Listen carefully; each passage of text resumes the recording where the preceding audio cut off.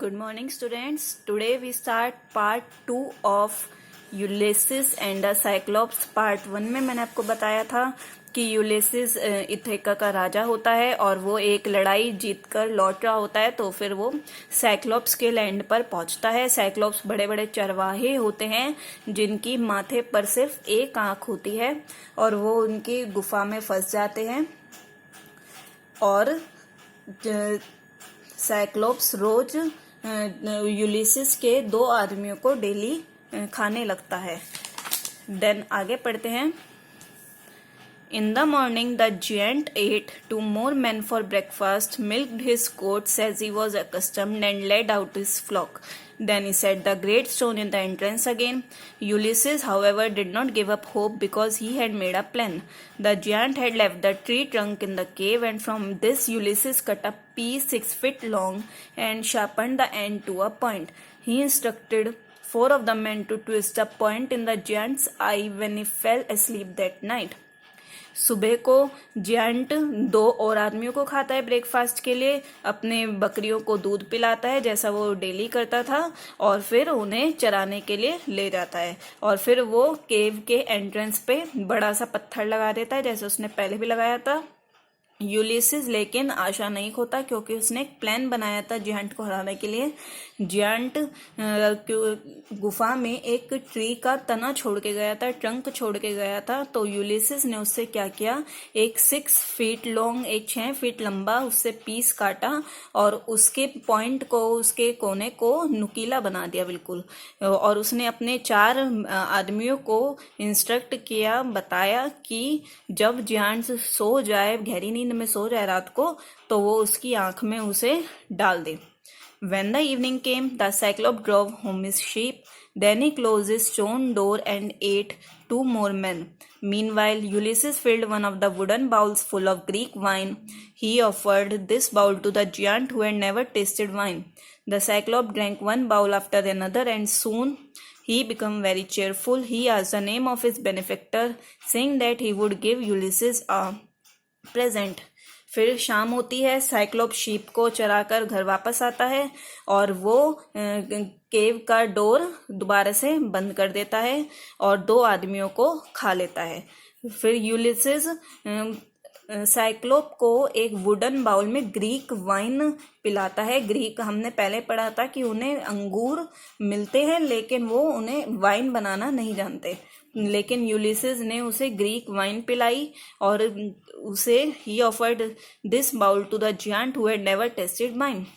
और जियांट ने कभी वाइन टेस्ट नहीं करी थी तो वो उसे देता है। साइक्लोप पहले 1 बाउल पीता है और फिर उसे अच्छी लगती है, वो 1 बाउल के बाद दूसरे बाउल पीता रहता है और उसे बड़ी खुशी होती है, वो बड़ा खुश होता है।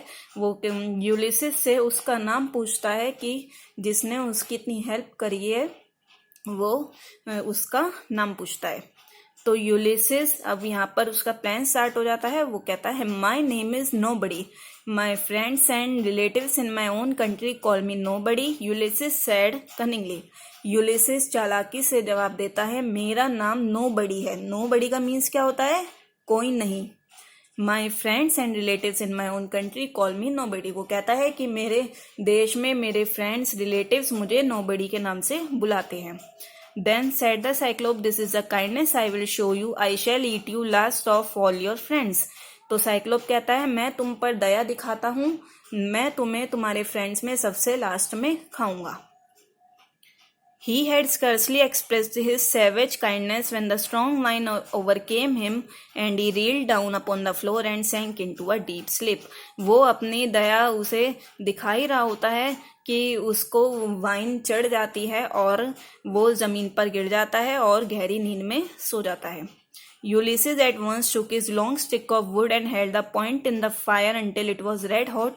Ulysses फिर फटाफट वो वुड का पीस उठाता है और उसे आग में उस नुकीले पॉइंट को लगाता है जिससे वो बिल्कुल लाल गर्म हो जाती है। Then his 4 men pushed it into the giant's one eye, और उसके 4 मैन मिलकर उसकी आंख में घुसा देते हैं। The Cyclops roared and leaped to his feet. Cyclops चिल्लाता है खूब, वो कूदता भी है। He plucked the burning stick from his eye and hurled it madly above the cave. और वो उसको निकाल देता है अपनी आँख में से और उसे फेंक देता है केव में। Then he cried out with a mighty voice for the other giants who lived in the neighboring caves, "Who is hurting you?" They called. The giant answered, "Nobody is killing me." फिर वो चिल्लाता है अपने friends को बुलाने के लिए जो आसपास की केव में सो रहे होते हैं, दूसरे जेंट्स को बुलाने के लिए वो चिल्लाता है। तो फिर वो पूछते हैं कि किसने तुम्हें मारा, किसने तुम्हें दर्द दिया।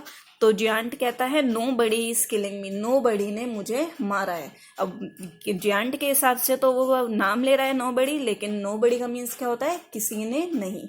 तो फिर आगे क्या होता है, If nobody is killing you, why do you wake us out of our sleep? Shouted the other giants. तो दूसरे giants क्या कहते हैं, अगर किसी ने तुम्हें नहीं मारा तो तुम हमें नींद से क्यों जगा रहे हो? Thinking that some disease troubled him, they all went back to bed. और ये सोचते हैं कि वो उसे कोई और छोटी मोटी दिक्कत होगी तो वो अपने घर गुफा में वापस चले जाते हैं। Ulysses laughed to see how his trickery had deceived them. और यूलिसिस को बड़ी हंसी आती है कि उसकी चालाकी ने उसे कैसे हरा दिया। अब उनके सामने दूसरी ट्रिक क्या आती है कि उन्हें केव से बाहर निकलना होता है। कैसे निकलते हैं? The next morning the giant removed the stone and set in the threshold, feeling if he could lay hold on any man going out with the sheep.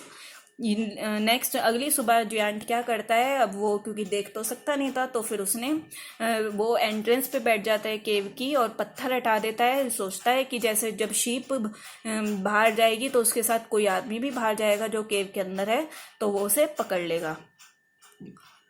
But Ulysses had fastened sets of 3 ships together and had tied a man to each of the middle ship so that the blind giant's hand would feel only the outside one.